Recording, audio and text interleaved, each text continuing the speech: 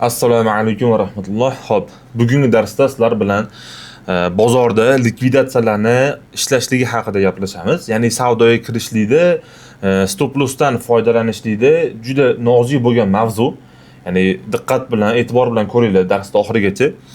Inshaalloh manfaatli bo'ladi. Ya'ni juda ko'pchilik e'tiborsiz qoldiradigan harakatlar, ya'ni bozorda harakatlari. Inshaalloh shularni batafsil tushuntirishga harakat qilaman. Xo'p, bunda boshladik. Xo'p, bizda Bitcoin 4 soatlik time frame e'tibor qilinglar va katta time framelarda ishlaydi.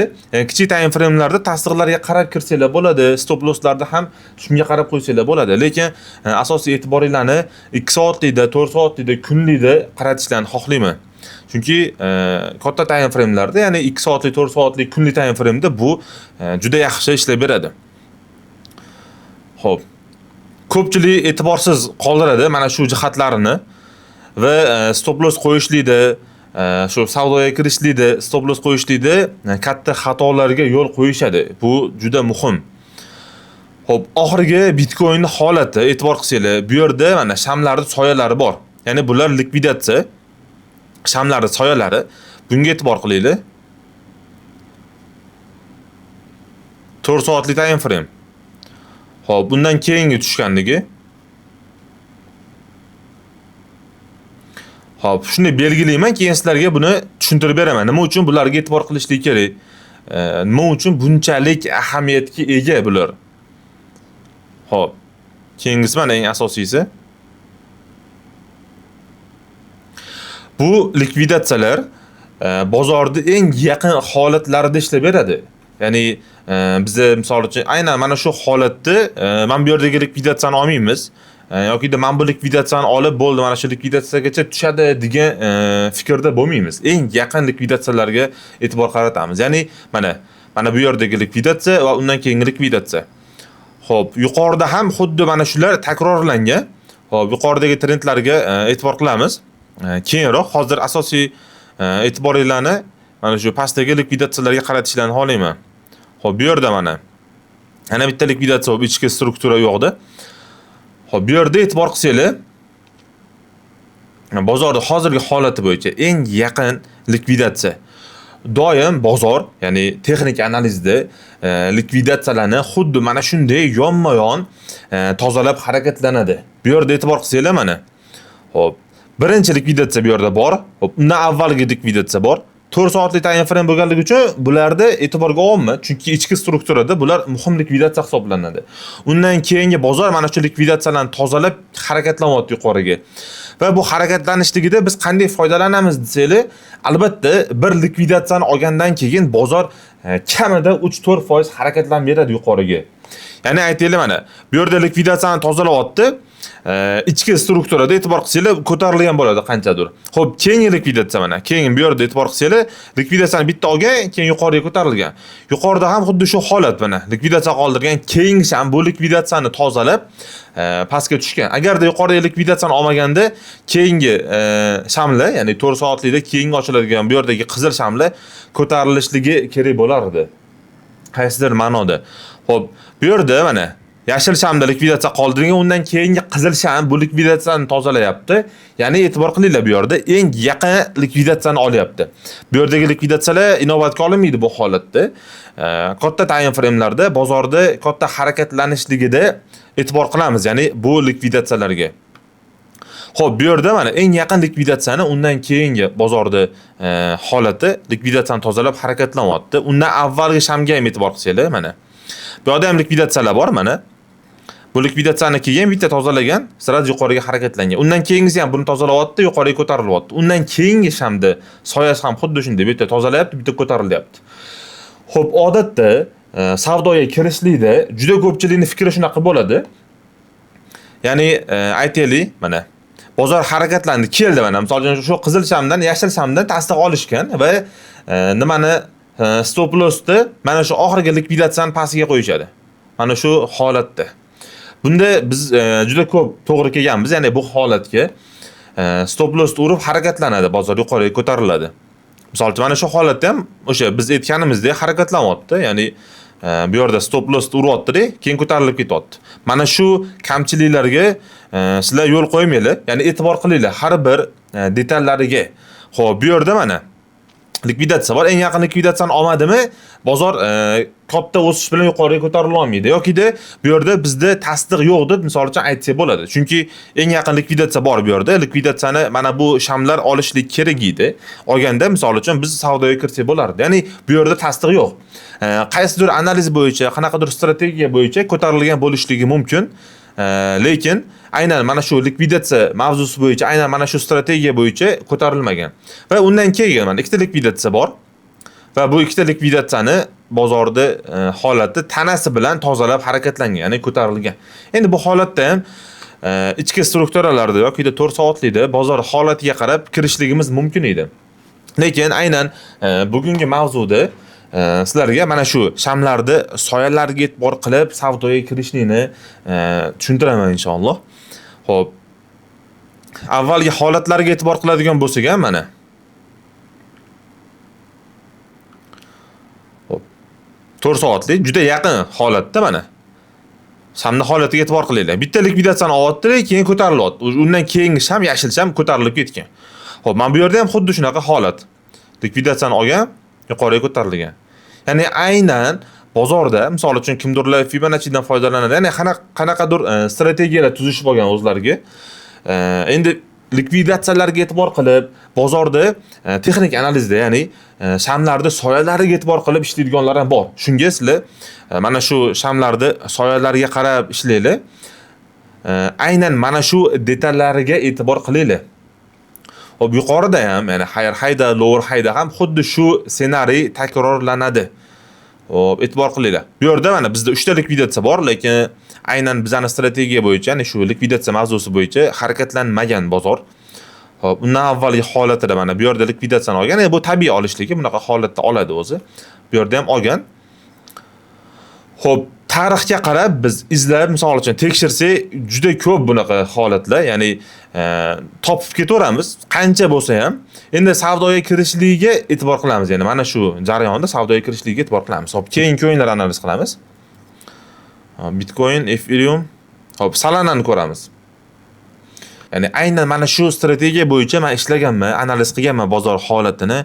Ya'ni e'tibor qilib, aynan mana shu strategiyadan foydalanib inshaalloh ishlasanglar bo'ladi. Bozorda aniq sizlar bir tasdig'ini topsanglar, Allohu alam 80-90% ishlab beradi. Bu degani 10 ta signaldan 8 tasi 9 tasi o'xshaydi degani. Ya'ni ancha bizga imkoniyat bo'ladi bozordan foyda qilishligimizga. Xo'p, Solana coin'i 4 soatlik time frame. Xo'p, bu yerda eng yaqin likvidatsiyalar yo'q. Endi 1 soatlikgacha tushamiz maksimum. 1 soatlikdan u yog'iga o'tishdan maslahat bermayman, chunki ichki strukturada bozor har xil harakatlangan bo'ladi. Ya'ni shamlarda taniq nimalari sizlarni aldab qo'yadi. Xo'p, hozirgi holatlari bo'yicha yo'q, mana bu yerda bor mana bitta tasdiq. Ya'ni aytaylik, biz misol uchun minimumdan savdoga kirayotganimizda order blok bo'ladimi, boshqa mavzu bo'ladimi, boshqa strategiya bo'ladimi? Albatta, shamlarda soyasiga e'tibor qilishligimiz kerak. Ya'ni aytaylik, kimdirlar aynan mana shunga e'tibor qilmasdan stop loss qo'yib, stop lossini misol uchun aynan mana shunga berib qo'yishligi mumkin. Ya'ni shunga e'tibor qilmasa stop lossini urishligi mumkin bozor. Shunga har bir detallarigacha e'tibor qilishinglarni xohlayman. Ya'ni bu juda nima deydi? E'tiborli analiz, ya'ni juda e'tibor talab qiladi. Bu yerda ham mana. Xo'p, yuqori qismida ham mana. Yuqori qismida ham e'tibor qilsanglar, juda yaqin harakatlangan. Endi bu yerda qarshilik bo'lib qolgan, ya'ni qarshilik zonasi hosil qilgan, lekin eng yaqin likvidatsiyalarni, oxirgi likvidatsiyalar, bozorda oxirgi harakatlari tozalab harakatlangan. Keyingisi ham buni tozalagan, hop, yuqorida likvidatsiya qoldirgan, bu qaytib kelishligiga bir sabab. Hop, bu yerda order blok bor, bozor order blokdan harakatlanyapti. Bu yerda hech qanday nima yo'q, tushish yo'q. Agarda bular bir-biriga yaqin bo'lganda, bu yerda mana bu order blok tasdiqlanmaganda tushishli ehtimolligi bo'lar edi. Stop lossda undan keyingi shamda soyasiga qarab yokida o'sha bugun kecha yokida undan avvalgi kun kirishimiz kerak bo'lar edi. Hop, Solana bo'yicha hech qanday nima yo'q. Aynan mana shu bo'yicha tasdiq yo'q. Xo'p, men bu videoda sizlarga xuddi shunday bozorda holatini to'liq analiz qilib, ko'rsatib, topib, aynan ishlab bergan holatlarini ko'rsataman, bir isbotlari bilan. Aniq bir analizlari, misol uchun, ko'rsanglar o'zingizlar, shunga qarab bemalol ishlasanglar bo'ladi.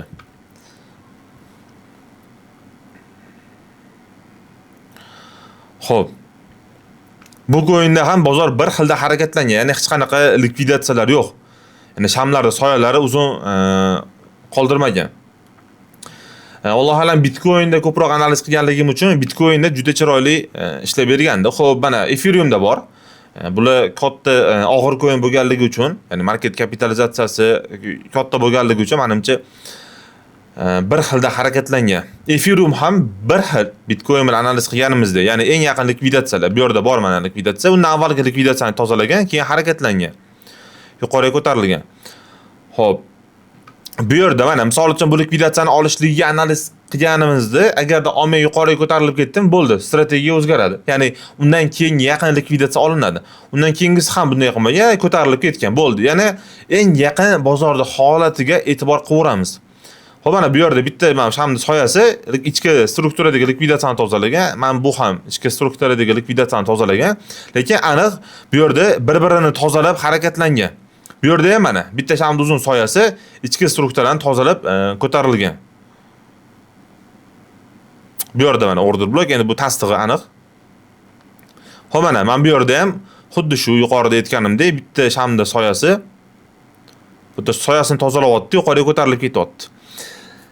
Analiz qilib, aynan mana shu strategiyadan foydalanib savdoga kirishlik sal qiyin tuyulishligi mumkin, lekin sizlar aniq, misol uchun 5 ta 10 ta coinda kunlik time frame'da 4 soatlikda analiz qilib qayta o'rganib olsanglar, men avval kanallarda ko'rganda, ya'ni 3 da olib 3 da sotishligiga aniq qilishadi. Ya'ni qo'poq qilib aytganda maqtanib qo'yishadi. Aynan mana shu bo'yicha sizlar ham ishlay olasizlar. Ya'ni 3 da sota olmasanglar ham 3 da olishga juda yaqinsizlar. Bu yerda ham mana xuddi shu likvidatsiya qoldirgan. Likvidatsiyani bittada tozalagan, ko'tarilib ketgan. Ya'ni e'tibor qilishimiz kerak bo'lgan holatlari mana shu likvidatsiyalardan misol uchun foydalanib savdoga kiramiz. Ya'ni nima deydi? O'ylanadigan, ya'ni boshqa qo'shimcha analiz qiladigan uslub yo'q deb o'ylayman. Ya'ni qo'shimcha ma'lumot yo'q deb o'ylayman. Xo'p.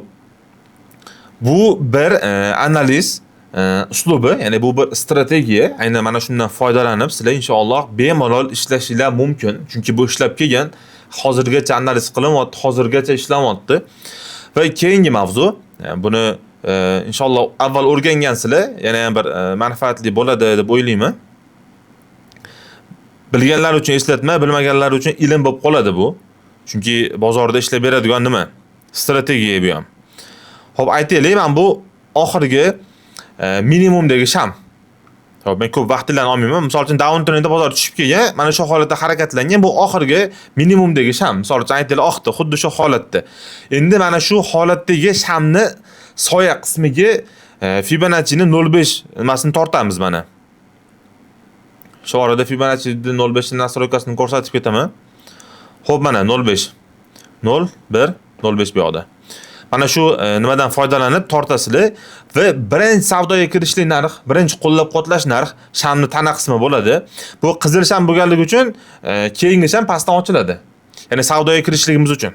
Xo'p, agarda misol uchun bu yerdan savdoga kirdi, yuqoriga ko'tarilib ketsa, bo'ldi, ikkinchisidan kirishligimiz shart bo'lmaydi, chunki ko'tarilib ketdi. Buni kutmasak ham bo'ladi keyinchalik.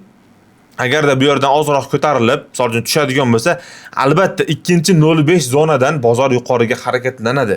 Bu ham bozorda 70-80% ishlagan. Xolisizlar tarixlarga qarab, misol uchun analiz qilib o'zingizlar tekshirsanglar bo'ladi. Xo'p, 0.5 dan qaytarib bu yerdan savdoga kiramiz va stop lossimiz mana bu zona bo'ladi. Agar yuqoridan kiradigan bo'lsak, stop lossimiz 0.5 da pasti bo'ladi. Chunki odatda shamni soyasi kelganda aynan mana shundan shu juda kam holatda limitni olib yuqoriga harakatlanadi. Bunga juda ko'p misollar bor. Buni men avvalgi darslarda ham tushuntirganman, YouTube'dagi darslarda ham tushuntirganman, streamlarda gaplashganmiz.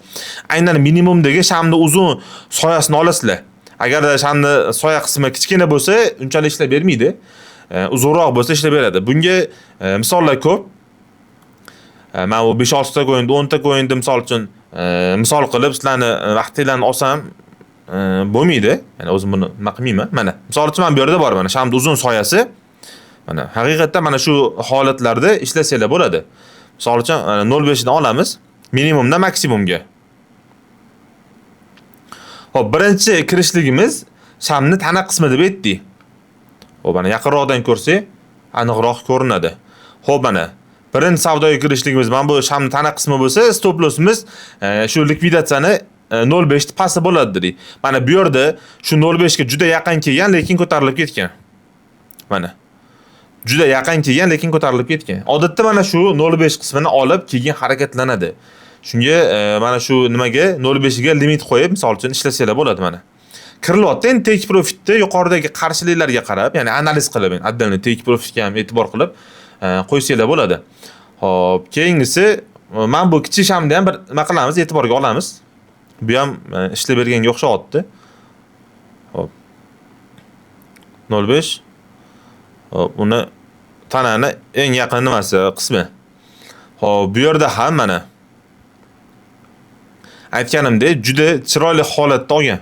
Ya'ni shu sizlar uchidan olib, uchida sota olasizlar. Mana shu strategiyadan foydalansanglar.